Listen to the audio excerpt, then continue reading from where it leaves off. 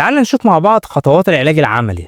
أول حاجة هنحدد المشكلة، اسأل نفسك أنا قلقان من إيه بالظبط؟ وهل ده احتمال ولا مشكلة حقيقية قدامي؟ تاني حاجة قيم مسؤوليتك، ارسم دايرة في دماغك قسمها لعوامل، انت والناس والظروف، وشوف انت مسؤول عن كام في المية منهم.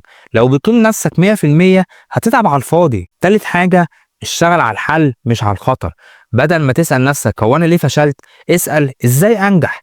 التركيز على الحل هو اول طريق العلاج.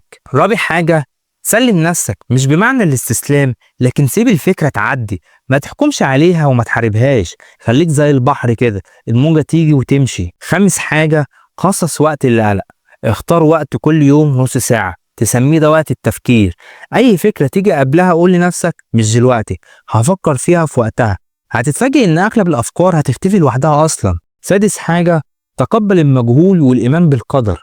الحل الحقيقي لتقبل المجهول هو الإيمان إن في رب حكيم مدبر، عارف الخير من الشر، وكل حاجة بتحصل لحكمة.